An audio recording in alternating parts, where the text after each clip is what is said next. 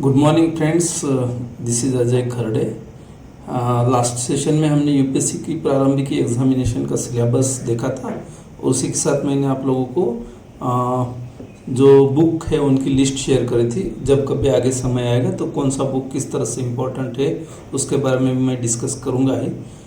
महज बुक खरीद लेने से नहीं होता क्लियर आदमी, तो उसको अच्छी तरह से प्लानिंग के साथ पढ़ना भी ज़रूरी होता है। आज का जो हमारा सेशन है उसके आगे की जो स्टेप है, यूपीएससी की मेंस एग्जामिनेशन का सिलेबस और उसके लिए रेफरेंस बुक की क्या लिस्ट है उस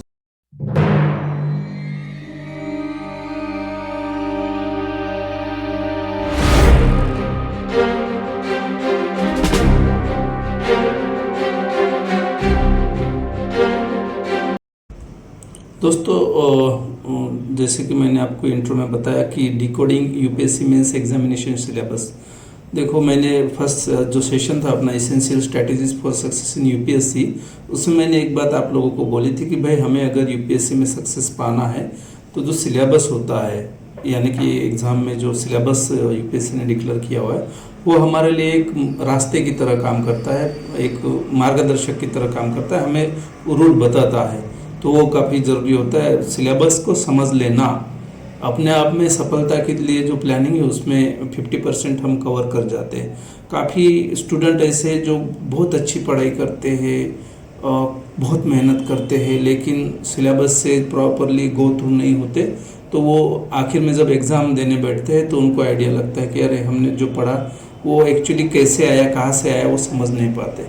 तो मैं आप लोगों को जो सिलेबस का बेसिक कौन कौन से पेपर्स होते हैं और क्या वेटेज होता है वो आपको मैं इस सेशन में बताने जा रहा हूँ। उसी के साथ उसका डिटेल सिलेबस, हम जब मेंस का प्रिपरेशन के बारे में एक सेशन शुरू करेंगे तब जीएस वाइज, GS1, GS2 यानी कि हर एग्ज़ाम का हर पेपर का सिलेबस हम अच्छे से और डिटेल में डिस्कस करेंगे। अभी आप लोगों को ब्रॉड व्यू में देने के लिए यहाँ पे कोशिश कर रहा हूँ कि यूपीएससी मेंस का पैटर्न क्या होता है, सिलेबस क्या होता है। सबसे पहले तो यूपीएससी में टोटल 9 पेपर होते हैं। उसमें 9 पेपर में से 2 जो पेपर होते हैं वो लैंग्वेज के होते हैं, क्वालिफाइंग नेचर के होते हैं। उसके बाद एस्से का एक पेपर होता है, निबंध का। एक ही पेपर में हमें निबंध लिखने होते हैं 2। और उसके बाद 4 पेपर जो होते हैं जीएस के होते हैं, GS1, GS2, GS3, GS4। और 2 पेपर्स होते हैं, एक ऑप्शनल सब्जेक्ट सिलेक्ट करने के बाद उसके लिए हमें 2 पेपर करने होते हैं। दोस्तों, जो पेपर है जो क्वालिफाइंग नेचर का है, इंडियन लैंग्वेज, जो 8 शेड्यूल में जो लैंग्वेज है हमारी, चाहे हिंदी हो, मराठी हो, गुजराती हो, बंगाली हो, तमिल हो, तेलुगु हो, जो भी भाषा है हमारी 8 शेड्यूल में, संविधान के 8 शेड्यूल में लिस्टेड है, उनमें से किसी भी एक लैंग्वेज में हमें पेपर क्वालिफाई करना पड़ता है। 300 मार्क्स का होता है, ये क्वालिफाइंग नेचर का पेपर होता है। उसमें 25% मीन्स 300 इंटू 25, 3 इंटू 25 मीन्स 75 के अबाव मार्क्स अगर आते हैं हमें आउट ऑफ 300 तो हम क्वालिफाई होते हैं। तो इंडियन लैंग्वेज का पहला पेपर होता है। सेम डे दूसरा पेपर दोपहर में होता है इंग्लिश का, जो कि वो भी क्वालिफाइंग होता है। उसका भी 300 मार्क्स के साथ पेपर होता है और उसका भी 75 प्लस हमें मार्क्स प्राप्त करने होते हैं। यानी कि आउट ऑफ 100 हमें 25 और आउट ऑफ 300 75 मार्क्स क्वालिफाइंग के लिए होते हैं। देखो, हम जब आप लोग ग्रेजुएशन करते हो या मीन्स 10 तक भी पढ़ाई करते तो 35 से 40 मार्क्स का ही क्वालिफाइंग था। यूपीएससी आपको 25 मार्क्स का परसेंटेज का क्वालिफाइंग दे रहे, तो आप समझ सकते हैं कि ये महज क्वालिफाइंग नेचर का एग्जाम होता है। जो बेसिक ग्रामर, कॉम्प्रहेंशंस और राइटिंग स्किल है उसको यहाँ पे चेक किया जाता है, लेकिन इसको लाइटली नहीं लेना है। बहुत सारे स्टूडेंट इस एग्जाम्स के जो क्वालिफाइंग पेपर है उनको इग्नोर करते हैं, तो उनको क्या परेशानी झेलनी पड़ती है उसको आप आगे बिल्कुल समझ पाओगे कि क्वालिफाइंग पेपर अगर हम नहीं प्रॉपर दे पाते, उसका रिजल्ट अगर हमारा निगेटिव आता है तो आगे के जो मेंस के जो पेपर होते हैं वो चेक नहीं होते। यूपीएससी उसके मार्क्स ही नहीं डिक्लेयर करती, वो रिजल्ट से चेक करने से पहले ही उनको साइड में कर दिया जाता है। इसलिए ये पेपर ए और पेपर बी है वो इम्पोर्टेंट है। इनको क्वालिफाइंग रखते हुए भी हमें थोड़ा सा इनके ऊपर थोड़ा थोड़ा ध्यान तो देना पड़ता है। उसके बाद है पेपर 1 एसे यानी कि निबंध, 250 मार्क्स का है और ये मेरिट है। अभी यहाँ से पेपर 1 से लेके पेपर 7 तक जो है सभी में 250 मार्क्स होते हैं और आउट ऑफ 250 मार्क्स हमें रिजल्ट आना होता है और इसमें से टोटल 7 पेपर का ही मेरिट काउंट होता है। 7 इंटू 250 टोटल 1750 मार्क के जो मेंस के रिटर्न एग्जाम जो है वो 1750 अंक की होती है। और उसके बाद बचा इंटरव्यू में 275 मार्क का इंटरव्यू होता है और टोटल 2025 1775 प्लस 2275 टोटल 2000 के ऊपर एक टोटल बैठते हैं, उसका मेरिट हमें फाइनल लगता है। तो इसमें 2 निबंध होते हैं, इससे में दोनों निबंध लिखने पड़ते हैं। 125 का है और 125 अंक का एक, दूसरा 125 अंक का एक। जो ये जनरल आता है, जो भी हमारे जीएस के जो आर्ट के जो सब्जेक्ट्स है, political science, history, geography, economics, sociology, science, technology, इन सब का मर्ज करके हमें एक निबंध अच्छे से लिखने की एक आदत डालनी पड़ेगी। उस निबंध कैसे लिखे जाए उस पर हम सेपरेट सेशन तो लेने ही वाले हैं। दूसरा जो होता है थोड़ा सा फिलोसॉफिकल टॉपिक होते हैं, उनमें से एक निबंध हमें लिखना होता है। उसके लिए आपको जो बेस मिलेगा, एक तो इथिक्स पेपर है उसमें बेस मिलेगा और इथिक्स में कुछ थिंकर्स के नाम दिए गए हैं जिनके बारे में हम थोड़ा पढ़े तो वहाँ से हम उस निबंध का दूसरा जो टॉपिक है उसको हम उठा सकते हैं। तो ये 2 पेपर होते हैं। उसके फिलोसॉफिकल निबंध कैसे लिखा जाए उसके बारे में भी हम आगे डिस्कस करने वाले हैं। उसके बाद जो पेपर 2 होता है जनरल स्टडीज पेपर 1, इसमें हमारे रेगुलर जो यूपीएससी की प्री में जो पेपर होते हैं उन्हीं का यहाँ पे थोड़ा सा ब्रॉड व्यू होता है और कुछ पार्ट ऐसे जो कि यूपीएससी की प्री में नहीं होते लेकिन मेंस में पूछे जाते हैं। लेकिन जैसे इंडियन हेरिटेज है उसमें आर्ट एंड कल्चर के पेपर तो हमारा प्री में भी होता है। हिस्ट्री पे सवाल आते हैं, उस प्री में भी है, मेंस में भी है। ज्योग्राफी ऑफ द वर्ल्ड और इंडिया इसमें भी हो, और सोसाइटी यानी कि सोशियोलॉजी से जुड़ा हुआ भी कुछ सवाल हमारे मेंस में और प्री में दोनों में आते हैं। तो ये हमारा GS 1 का पेपर है, Indian heritage and culture, history, geography of the world and society. या history and geography of the world का मतलब क्या है, वर्ल्ड हिस्ट्री भी पूछी जाती है, ज्योग्राफी के बारे में भी पूरा वर्ल्ड के बारे में पूछा जाता है। और हिस्ट्री का सिर्फ मीनिंग अगर पकड़ते हैं हम तो इंडियन हिस्ट्री जो है टोटल एंशिएंट से लेके मॉडर्न तक, आफ्टर इंडिपेंडेंस तक हम हिस्ट्री हमारी इंक्लूड है। उसका डिटेल सिलेबस जिन्हें ज़रूरत है वो नीचे एक जो लिंक शेयर कर रहा हूँ मैं, उसमें आपका डिटेल और ईमेल आईडी भर दीजिए तो मैं आपको शेयर कर दूंगा। ठीक है, तो मुझे जो नेक्स्ट पेपर है पेपर 2 उसको GS 2 बोलता है। पेपर 3 में governance, constitution, polity, social justice and international relations, ये वहाँ के कोर्स सब्जेक्ट है। इसका भी डिटेल सिलेबस काफ़ी डिटेल में दिया हुआ है। ये भी 250 अंक का होता है और मेरिट में इसके भी अंक काउंट होते हैं। इंडियन कॉन्स्टिट्यूशन तो प्री का में एक इम्पोर्टेंट पार्ट है और इंटरनेशनल रिलेशन, जस्टिस वाले जो इश्यूज है जैसे राइट इश्यूज है और गवर्नेंस, इन पे भी प्री में भी क्वेश्चंस आते हैं। तो दोनों जगह पे हमारा इसका इम्पोर्टेंस है ही। पेपर 3 जो है GS paper 4 general studies paper 3, इसमें technology, economic development, biodiversity, environment, security and disaster management. तो ये पेपर भी हमारे लिए दोनों जगह पे इम्पोर्टेंट है। साइंस, टेक्नोलॉजी और इकोनॉमिक्स, बायोडाइवर्सिटी, इन्वायरमेंट, ये टॉपिक्स तो प्री में भी दिए हुए हैं और GS पेपर 4 में भी। मैं आपको इसलिए ये सब बता रहा हूँ कि आगे जाके आप जब प्लान करते हो एग्जाम का, प्रिपरेशन का, तो प्री और मेंस दोनों को कंबाइन किस तरह से प्लान किया जाए और सिर्फ मेंस के लिए किस तरह से प्लान किया जाए, टाइम सेविंग स्मार्ट स्ट्रेटेजी किस तरह से बनाई जाए। इसलिए मैं आपको ये फोकस कराने की कोशिश कर रहा हूँ कि जो मेंस में डिटेल में जो डिस्क्रिप्टिव के लिए पूछा जाता है उसका प्री में भी जो फैक्ट है इससे जुड़े हुए उनके ऊपर ही सवाल आते हैं। तो हमें सिर्फ अप्रोच और प्रिपरेशन का प्लान चेंज करना है, बाकी तो सब सेम ही है यहाँ पे। अगला जो पेपर है जो कि 2013 के बाद में यूपीएससी ने यहाँ पे जोड़ा हुआ है, इथिक्स, इंटीग्रिटी एंड एप्टीट्यूड।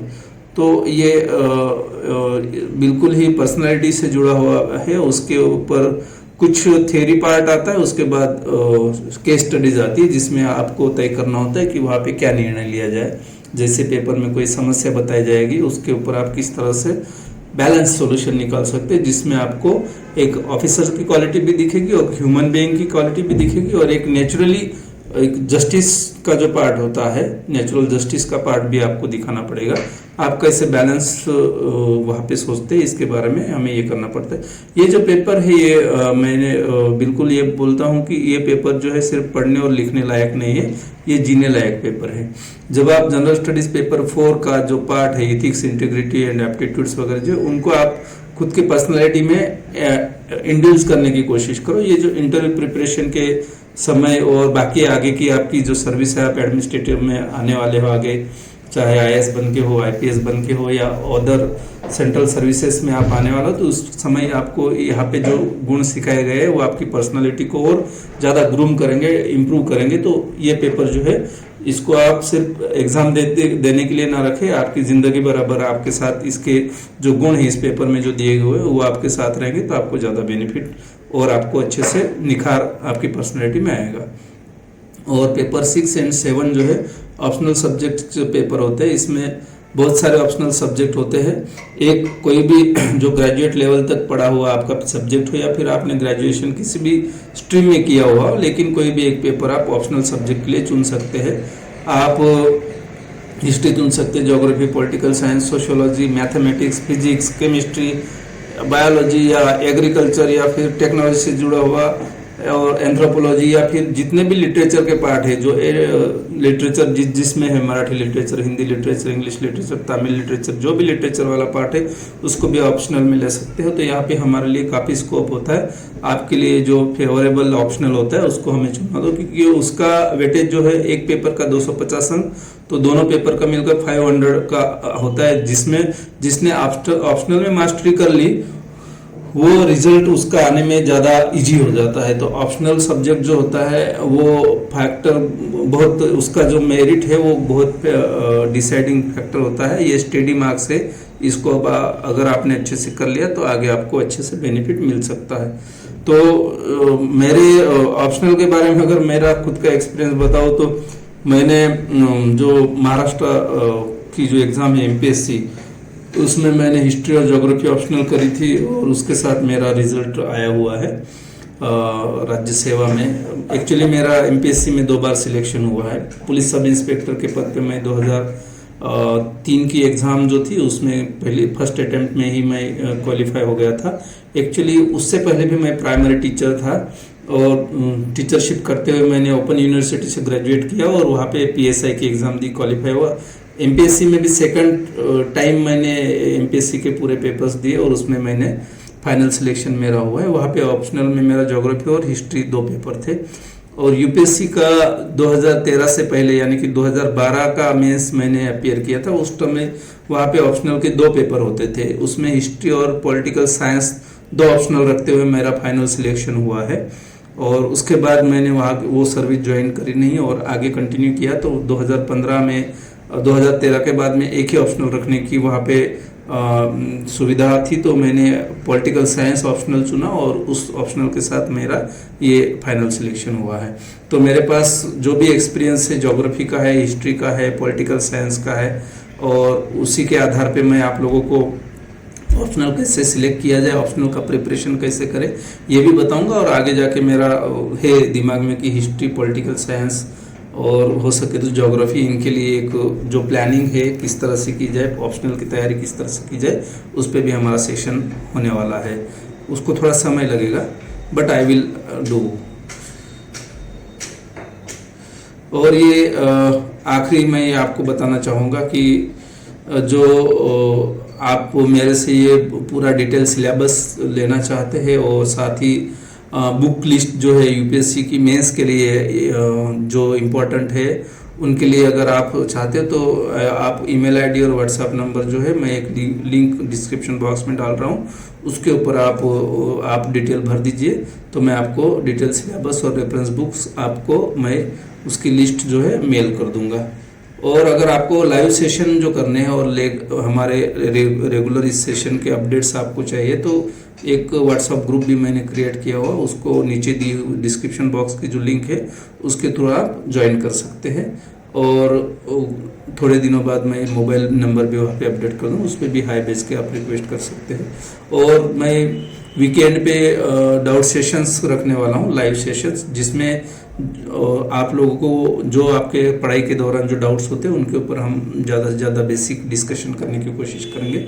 मेरे एंड से मैं मेरी तरफ से जितना बेस्ट देना उतना देने की कोशिश करूँगा। साथ ही आप लोगों को अगर कोई स्पेसिफिक सब्जेक्ट, स्पेसिफिक टॉपिक या किसी इशू पे अगर आपको कोई स्पेशल सेशन और लेक्चर चाहिए तो आप कमेंट बॉक्स में ज़रूर आपकी राय रखें।